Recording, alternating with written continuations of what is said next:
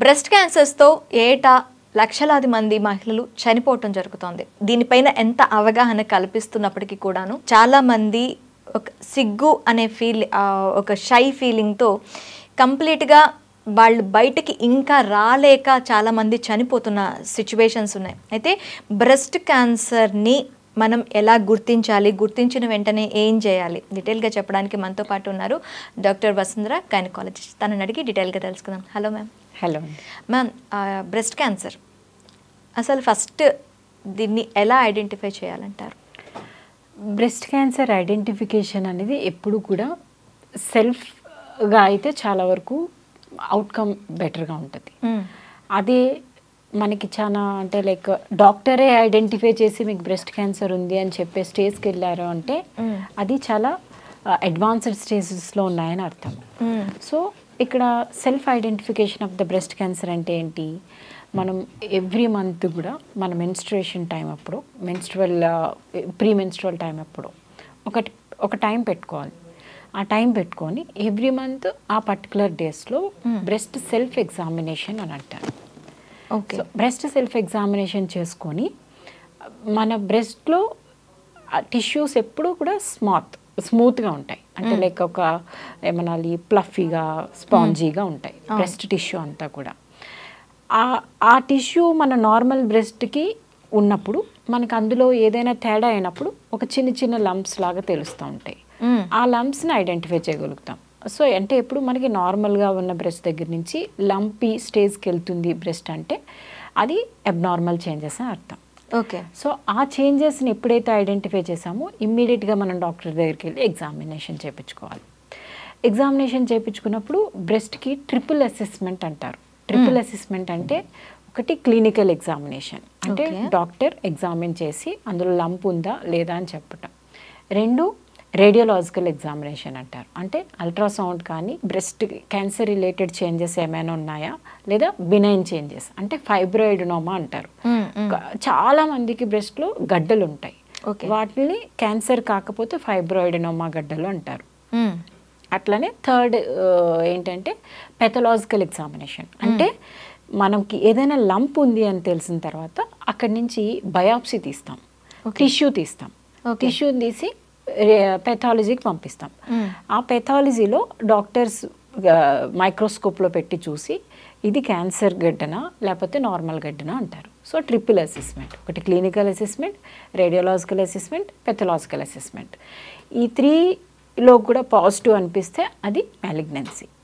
ఈ త్రీలో కూడా మెనీ టైమ్స్ చాలా వరకు ఫస్ట్ 2 స్టేజెస్లోనే తెలిసిపోతుంది అది క్యాన్సర్ కాదు అని చెప్పి. అట్లా అయినప్పుడు వాటిని మనము యాన్యువల్ ఎగ్జామినేషన్కి వదిలిపెట్టేసేవచ్చు. సో మనకి ఈ బ్రెస్ట్ లంప్స్ కొన్ని చాలా హార్డ్గా హెవీగా ఇబ్బందిగా అనిపిస్తాయి. అవి ఏంటి, మన బ్రెస్ట్లో ఉండే fat, breast is all made up of fat. అవును, చాలా వరకు ఆ ఫ్యాట్ ఏంటంటే సొలిడిఫై అయిపోతుంది. ఇప్పుడు మనం చూడండి, మన చీజ్ కానీ బటర్ ఏదైతే ఉందో ఒక కూల్ టెంపరేచర్లో వదిలేస్తే సొలిడిఫై గట్టిగా అయిపోతుంది. నెయ్యి కూడా అంతే కదా. So this is all made up of fat tissue. Okay, so అది కూడా ఏమవుతుందంటే దానికి యాక్టివిటీ లేకపోయినా దాన్ని, అందుకనే అంటారు బ్రెస్ట్ డిసీజెస్ ఎక్కువ నల్లీ ప్యారెస్ ఉమెన్, అంటే like non feeding women, nulliparous non fed women అంటారు. అంటే బ్రెస్ట్ మిల్క్ ఇవ్వని విమెన్కి ఎక్కువ వస్తాయి, లేదా సెక్షువల్ యాక్టివిటీ లేని విమెన్కి ఎక్కువ వస్తాయి, అండ్ బాగా ఒబేస్ ఉన్న వాళ్ళకి ఎక్కువ వస్తాయి. సో ఈ చేంజెస్ అన్నీ ఏంటి అంటే బ్రెస్ట్లో ఏ రకమైన యాక్టివిటీ లేకపోవటం వల్ల సో ఏదైతే ఫ్యాట్ టిష్యూ మనకు ఉండిందో అది గట్టిగా అయిపోతుంది. ఒక స్టేజ్లో గట్టిగా అయ్యి ఒక పెద్ద రాయి లాగా తయారవుతుంది, లంప్ లాగా తయారవుతుంది. అది జస్ట్ మనం ఇలా పట్టుకోగానే తెలుస్తూ ఉంటుంది. కొంతమందికి పెయిన్లెస్ లంప్ ఉంటుంది, కొంతమందికి పెయిన్ఫుల్ లంప్ ఉంటుంది. సో అట్లా వచ్చినప్పుడు అది క్యాన్సర్ రిలేటెడా కాదా అనేది ఐడెంటిఫై చేయడం చాలా ఇంపార్టెంట్. కొంతమందికి ఏంటంటే మెన్స్ట్రువల్ సైకిల్స్తో పాటు అసోసియేటెడ్ బ్రెస్ట్ పెయిన్ ఉంటుంది, ప్రీ మెన్స్ట్రువల్ సిండ్రోమ్ అని అంటాం కదా. సో కొంతమందికి ఈ చేంజెస్ అన్నీ కూడా మెన్స్ట్రుయేషన్కి అసోసియేటెడ్గా అగ్రివేటెడ్గా ఉంటాయి, పీరియడ్స్ అయిపోయిన తర్వాత తగ్గుతూ ఉంటాయి. అట్లా ఈ చేంజెస్ అన్నీ కూడా మనకి నోటిఫై చేసుకొని సెల్ఫ్ అసెస్మెంట్ చేసుకుంటే ఎర్లీగా ఐడెంటిఫై చేయొచ్చు. ఓకే, సెల్ఫ్ అసెస్మెంట్లో మనకి తేలింది డాక్టర్స్ ఎగ్జామిన్లో కూడా తేలింది. అలాంటప్పుడు మనం ట్రీట్మెంట్స్ ఎలా ఉంటాయి మ్యామ్ దీనికి?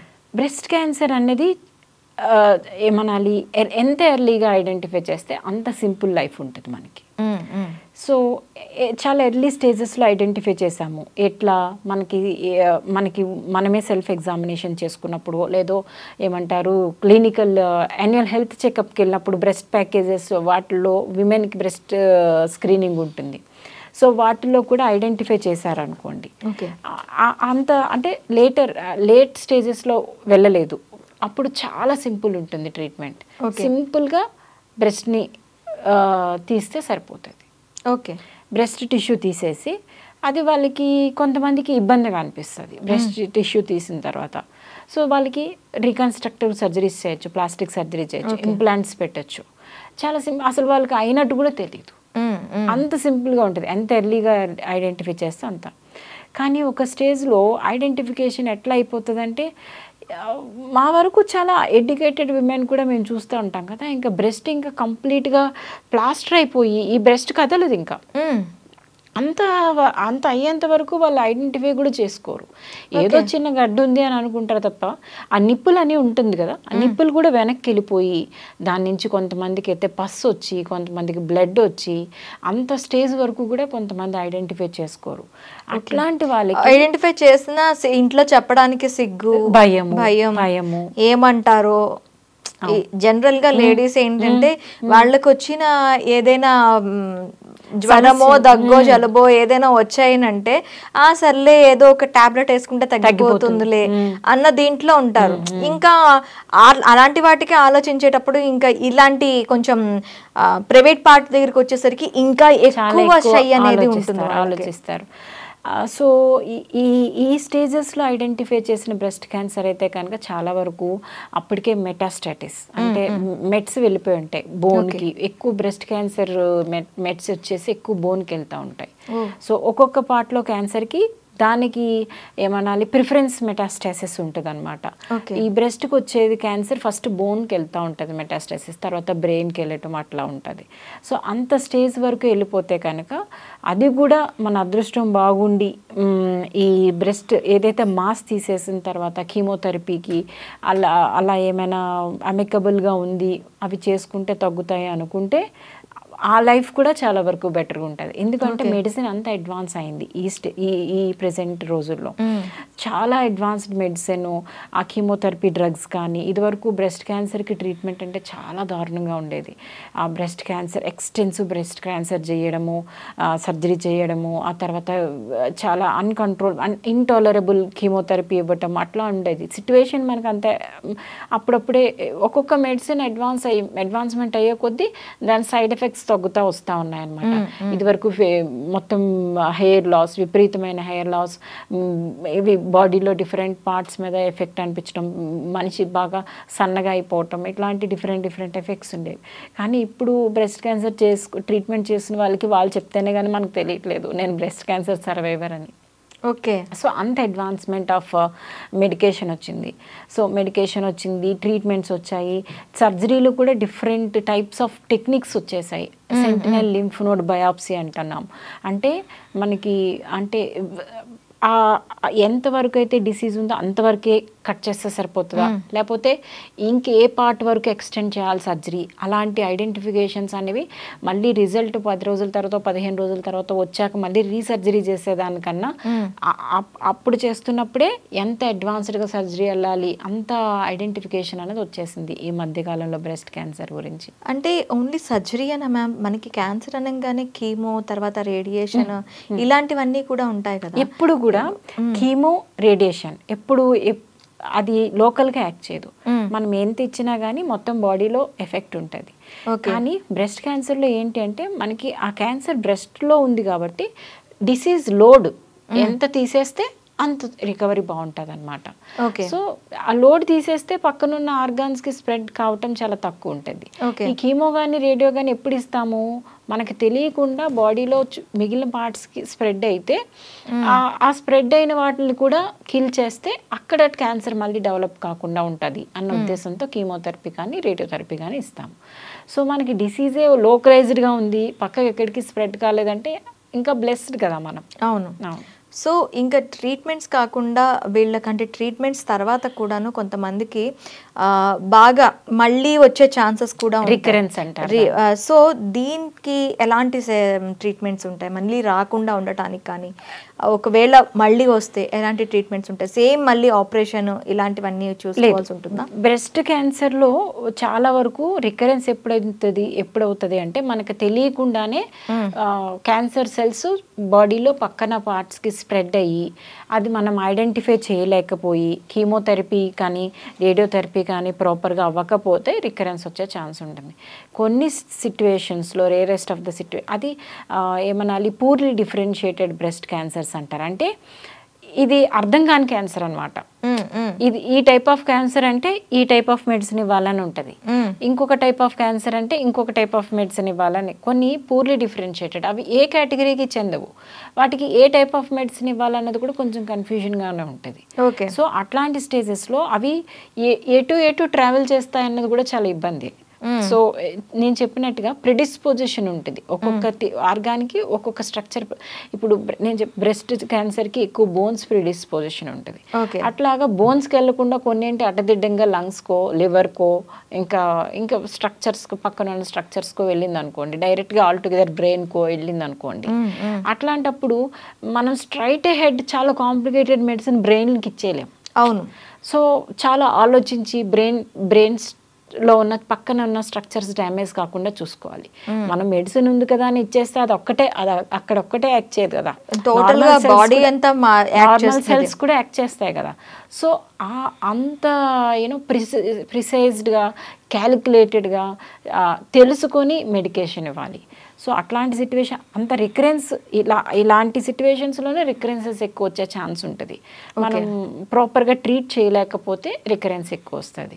కానీ మంచిగా ఎర్లీగా డయాగ్నోస్ చేసి తొందరగా సర్జరీ చేయించుకొని దానికి అవసరమైతే క్యాన్సర్ కానీ ఇది కీమోథెరపీ కానీ మిగిలిన థెరపీస్ ఏమైతే ఉన్నాయో చేయించుకుంటే రికరెన్స్ రేట్ చాలా తక్కువ.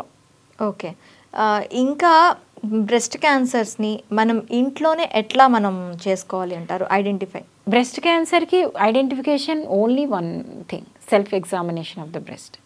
అది మాత్రం it is the heart rule of the breast cancer. Heart rule of the breast cancer అంటే ఏంటి? నేను చెప్పినట్టుగా ఫస్టే చెప్పాను, ఎవ్రీ మంత్ ఏదో ఒక పర్టికులర్ టైం పెట్టుకోండి. ఎక్కువ చాలామంది మేము అవేర్ చేసేది ఎట్లా అంటే మీ మెన్స్ట్రుయేషన్ టైం అప్పుడు చూసుకోండి. మెన్స్ట్రువల్ టైం అప్పుడు విమెన్ ఎప్పుడు కూడా వాళ్ళ ఓవరాల్ హెల్త్ ఎప్పుడు కాన్సన్ట్రేట్ చేస్తారు. సో వాళ్ళ జెనిటల్ క్లీనినెస్ చూసుకుంటారు. At the same time self examination breast అప్పుడు మర్చిపోతే ఈ మంత్ మెన్స్ట్రుయేషన్ వచ్చినప్పుడు మన బ్రెస్ట్ ఎగ్జామిన్ చేసుకుంటే మళ్ళీ నెక్స్ట్ మంత్ మెన్స్ట్రుయేషన్ వచ్చినప్పుడు బ్రెస్ట్ ఎగ్జామినేషన్ డెఫినెట్గా చేసుకోవాలి. మన చక్కగా పడుకొని చేసుకోవచ్చు, నిల్చొని చేసుకోవచ్చు అండ్ కూర్చొని చేసుకోవచ్చు. ఒక పొజిషన్ ప్రాపర్ పొజిషన్ చెప్పాలంటే మనం చక్కగా నిల్చొని రెండు చేతులు ఇట్లా పైకి ఎత్తి బ్రెస్ట్ని మనం ఫ్రీగా బ్రెస్ట్ టిష్యూని ఫ్రీగా హ్యాంగ్ అయ్యేటట్టు చేసి మన పామ్స్ మన ఏదైతే అరిచేయి ఉంటుందో అరిచేయితో బ్రెస్ట్ మొత్తం 4 కార్నర్స్లో ఇట్లా ఒత్తుకుంటూ ఉంటే మనకి ఏదైనా చిన్న లంపు ఉన్న ఐడెంటిఫై అయిపోతుంది.